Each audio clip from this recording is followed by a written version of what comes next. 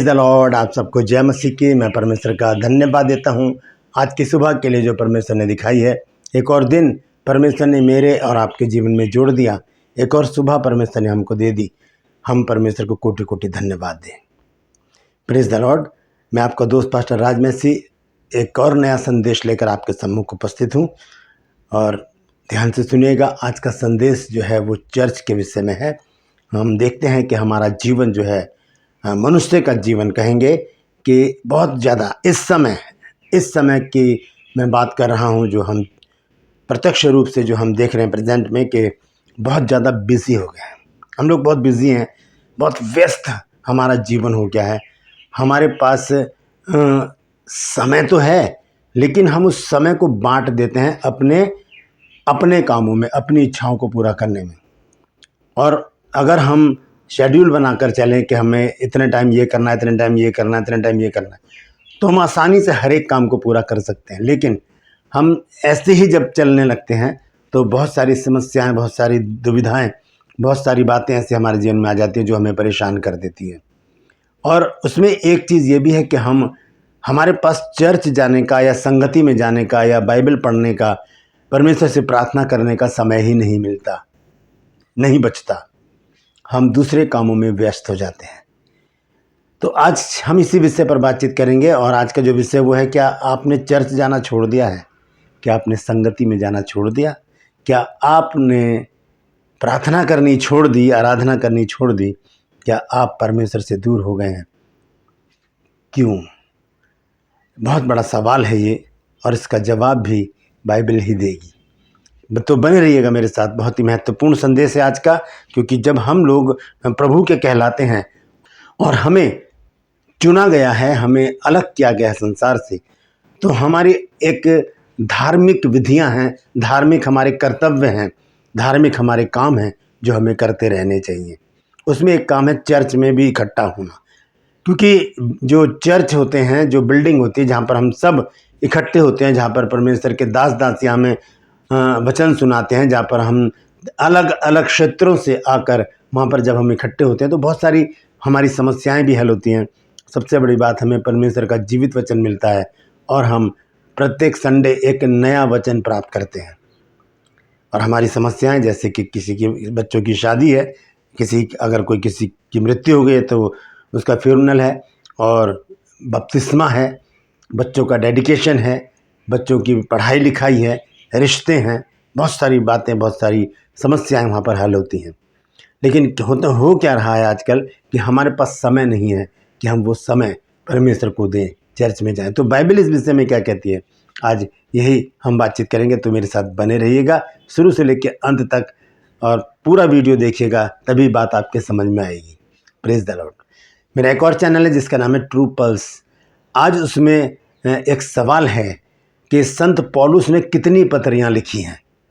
संत पौलुस ने कितनी पत्रियाँ लिखी हैं, तो आज उसका जवाब जानने के लिए आप डिस्क्रिप्शन में जाइए, वहाँ पर लिंक मिलेगा, आपको ऊपर ही मिलेगा, क्लिक कर लीजिए और जान लीजिए 15 सेकंड में आज के सवाल का जवाब कि संत पौलुस ने कितनी पत्रियाँ लिखी हैं। Praise the Lord. मेरे साथ मेरी मुहिम में शामिल हो जाइए। जिद है सच को फैलाने की।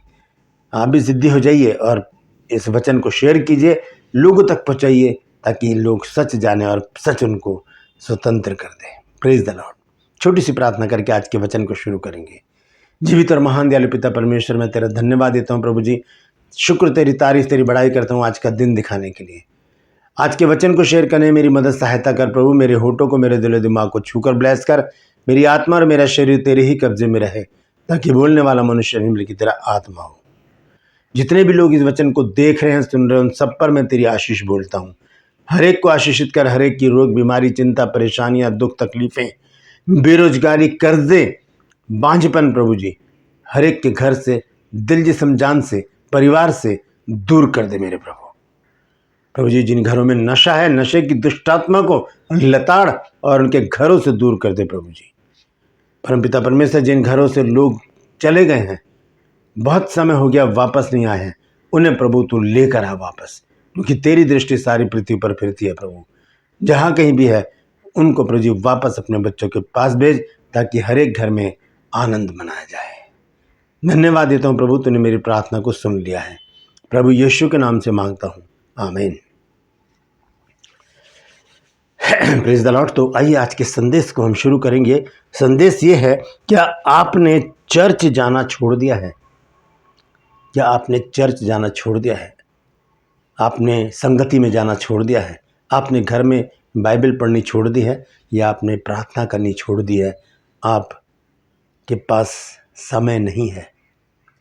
मैंने शुरू में ही आपको बताया कि लाइफ बहुत ही बिजी हो गई है, बहुत व्यस्त हो गया है मनुष्य आज का। लेकिन फिर भी मनुष्य को परमेश्वर के लिए समय निकालना पड़ेगा, क्योंकि जो परमेश्वर के लोग हैं वो तो परमेश्वर को अपना समय देते ही हैं, लेकिन वो लोग उन लोगों को भी समझाते हैं जिनके पास परमेश्वर के लिए समय नहीं है। एक वचन हम देखेंगे सबसे पहले, भजन संहिता 42 अध्याय और उसका 3 और 4 पद। भजन संहिता 42 अध्याय और उसका 3 और 4 पद। यहाँ पर देखिए दाऊद ने क्या लिखा है, और ये बात बहुत महत्वपूर्ण है जानना कि इस बात का अर्थ क्या निकलता है और ये हमें क्या समझाती है। भजन संहिता 42 3 और 4 आयत। यह लिखा है, मेरे आंसू दिन और रात मेरा आहार हुए हैं, और लोग दिन भर मुझसे कहते रहते हैं कि तेरा परमेश्वर कहाँ रहा। कब पूछते हैं परमेश्वर ऐसे? जब हमारे जीवन में काम होने बंद हो जाते, जब परमेश्वर हमसे दूर हो जाता है, परमेश्वर हमसे नाराज हो जाता है। परमेश्वर कब हमसे दूर होता है? जब हम उससे दूर हो जाते हैं। क्योंकि याकूब 4 और उसके 8 पद में मैं बार बार आपको बताता हूँ इस वचन को कि परमेश्वर के निकट आओ तो वो भी तुम्हारे निकट आएगा। लिखा है कि शैतान का सामना करो तो वो तुम्हारे पास से भाग निकलेगा, परमेश्वर के निकट आओ तो वो भी तुम्हारे निकट आएगा। तो यहाँ पर कहता है कि तेरा परमेश्वर कहाँ रहा। लोग पूछ रहे तेरा परमेश्वर कहाँ रहा, और 4 आयत में वो क्या कहता है सुनिए। मैं भीड़ के साथ जाया करता था, मैं जय जयकार और धन्यवाद के साथ उत्सव करने वाली भीड़ के बीच में परमेश्वर के भवन को धीरे धीरे जाया करता था। ये स्मरण करके मेरा प्राण शोकित हो गया। जाया करता था, अब क्या हो गया? अब क्यों नहीं जाते आप? बहुत बार जब मैं कहीं जगह प्रचार करता हूँ तो उसके बाद जब हम बैठते हैं तो कुछ लोग आकर बैठ जाते हैं, फिर वो बात करते हैं, और फिर कुछ लोग ऐसे कहते हैं कि सर पास्टर जी पहले तो मैं बहुत एक्टिव था, पास्टर जी बोलते थे, मैं सबसे पहले खड़ा होकर वचन पढ़ता था। तो मैं उनसे ये सवाल पूछता हूँ, अब क्या हो गया भाई? क्या नाराज हो गए परमेश्वर से? अब भी पढ़ो, क्योंकि निरंतरता में ही तो रिजल्ट है। एक चीज़ को हम करते रहेंगे तभी तो बात बनेगी, छोड़ देने से बात नहीं बनती। तो उनके पास कोई जवाब नहीं होता, क्योंकि संसार में जब हम रहते हैं तो व्यस्त हो जाते हैं बहुत सारे कामों में, और यही वो हमारे पास एक जगह होती है जिसे हम छोड़ सकते हैं, और वो है परमेश्वर के साथ संगति करना। उसे हम छोड़ सकते हैं आसानी से, क्योंकि उसका रिजल्ट हमें जल्दी नहीं मिलता। क्योंकि सबब जैसा कहता है कि बुरे काम के दंड की आज्ञा फुर्ती से नहीं दी जाती, इसलिए मनुष्य का मन बुरा करने के लिए ललायित रहता है, तैयार रहता है। तो परमेश्वर उस चीज़ का दंड हमें जल्दी नहीं देता, लेकिन धीरे धीरे हमें पता चलता हम तो बहुत दूर निकल गए, हम तो बहुत आगे निकल गए, परमेश्वर तो बहुत पीछे छूट गया। हमने प्रार्थना करने की छोड़ी, हमने चर्च जाना की छोड़ा, हमने आराधना स्तुति की छोड़ी, हमने वचन पढ़ना की छोड़ा। बाद में हमें पता चलता है जब उसका बड़ा नुकसान हमारे को दिखाई देता है। तो यहाँ पर दाऊद कहता है कि मैं धीरे धीरे भीड़ के साथ जाया करता था। क्यों जाया करते थे? अब क्या हो गया? अब क्यों नहीं जा रहे? तब ऐसी क्या बात थी कि आप रेगुलर जाते थे? क्या मिलता था वहां पर आपको? चर्च तो आज भी वहीं है, पास्टर भी हैं, लेकिन आप कहां पर हैं? Praise the Lord. क्योंकि ये समझने का मेरे नाम पर 2 या 3 जगह इकट्ठे होते मैं वहां पर होता हूं। ना आप 2 या 3 में हैं, ना आप भीड़ में हैं, फिर कहां पर है? जब हम अलग हो जाते हैं संसार से। देखिए एक वचन है नीति वचन 18 अध्याय और उसका पहला पद। यह लिखा है, जो औरों से अलग हो जाता है वह अपनी ही इच्छा पूरी करने के लिए ऐसा करता है। जो औरों से यानी कि संगति से, लोगों से, परिवार से अलग हो जाता है, वो अपनी इच्छा पूरी करने के लिए ऐसा करता है। हमारी इच्छाएं हमें खींच कर ले जाती हैं, हमारी अभिलाषाएं। देखिए 4 चीज़ें हैं जो हमें चर्च आने से रोकती हैं। सबसे पहली चीज़ क्या है? हमारी इच्छाएं, वो हमें रोक देती हैं, क्योंकि हमारे पास और भी काम है। हमें डेट पर जाना है, हमें जॉब पर जाना है, हमें घर में बहुत सारे काम हैं, हमें रिश्ते देखने जाना है, क्योंकि वो समय ही हमारे पास एक ऐसा होता है।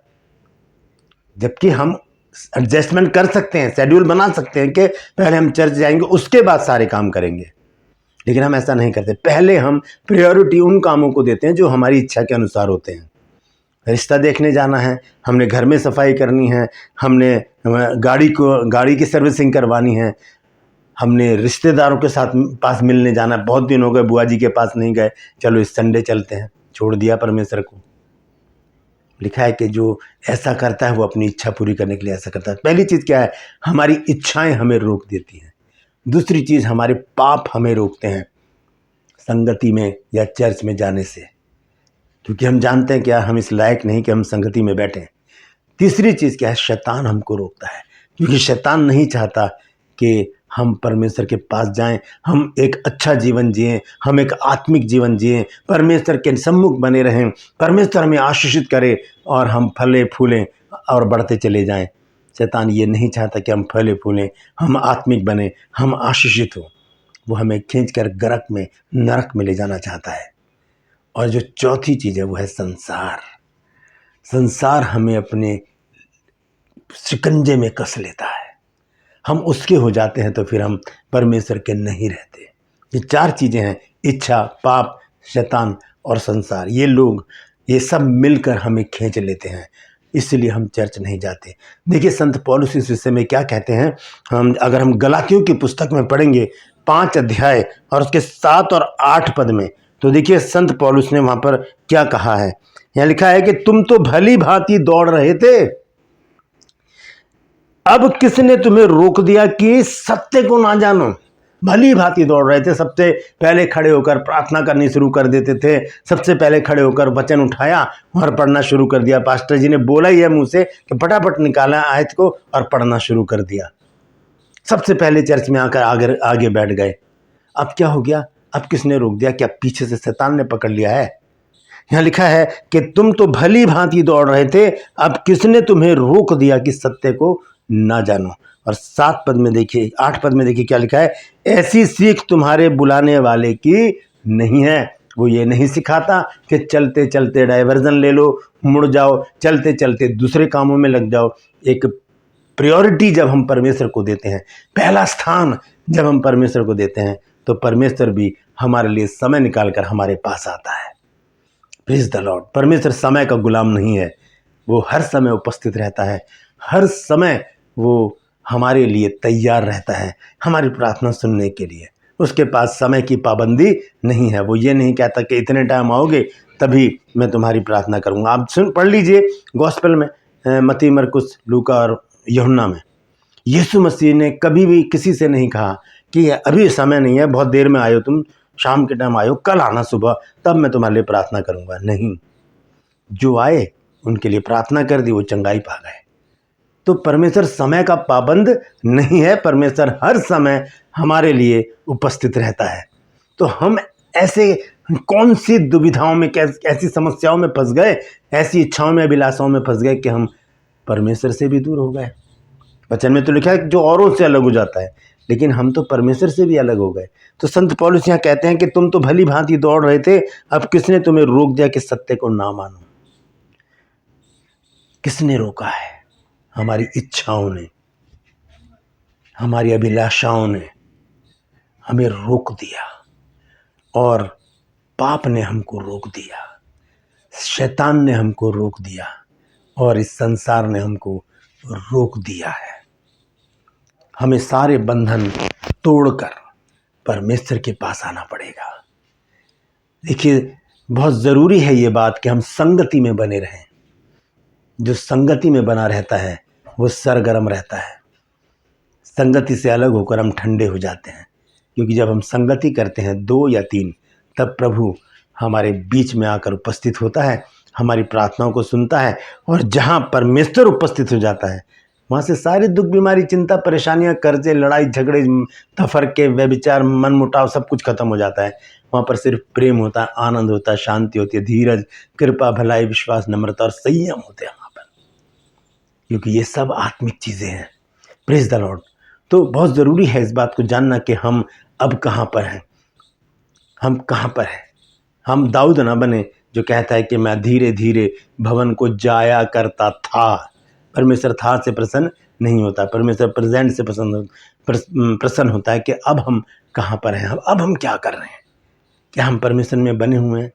प्रभु यीशु मसीह ने क्या कहा, ध्यान से सुनिएगा। यूहन्ना 15 अध्याय और उसके 5 पद को यहाँ पर लिखा है,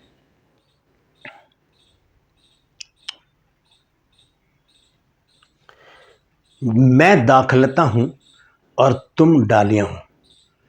दाखलता का मतलब है, दाख मतलब अंगूर और लता मतलब बेल। मैं दाखलता हूं और तुम डालियां हो। एक पेड़ है, एक बेल है, उसमें डालियां निकली हुई हैं अलग अलग। तो हमें क्या बताया यीशु मसीह ने, डालियां, और वो खुद एक दाखलता है जो मुझ में बना रहता है, जो मुझ में बना रहता है और मैं उसमें, वो बहुत फल फलता है। बने रहना, इसका मतलब है संगति में बने रहना, प्रभु के साथ बने रहना, उससे कभी अलग नहीं होना। यानी कि टाइम मिल गया तो बैठ गए, या मतलब आया, कोई प्रॉब्लम आ गई, बीमारी आ गई, दुख आ गया, कोई नुकसान हो गया तो आ गए परमेश्वर के पास, प्रभु बस तू ही हमें बचा सकता है। मतलब ही ना बने, सेल्फिश ना बने, हम रेगुलर निरंतर परमेश्वर के पास बने रहे। यीशु मसीह यही कह रहे हैं कि जो मुझ में बना रहता है और मैं उसमें, वो बहुत फल फलता है। और देखिए आगे क्या कहते हैं वो, क्योंकि मुझसे अलग होकर तुम कुछ भी नहीं कर सकते।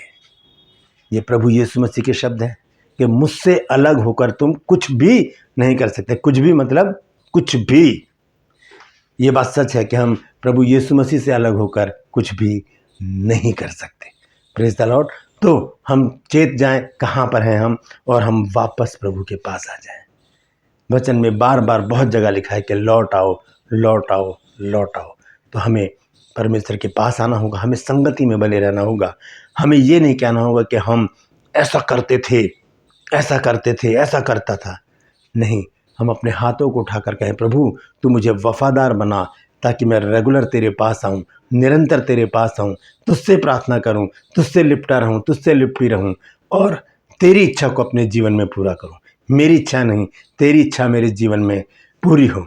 मुझे पाप से मुक्ति दे, मुझे शैतान से मुक्ति दे, मुझे संसार से मुक्ति दे, मुझे एक चित कर, ताकि मैं तेरे सम्मुख बनी रहूँ, तेरे सम्मुख बना रहूँ। Praise the Lord. सुनेगा परमेश्वर और झट से अपनी बाहों में लेकर धीरे से कहेगा, हाँ मैं तेरे साथ हूँ।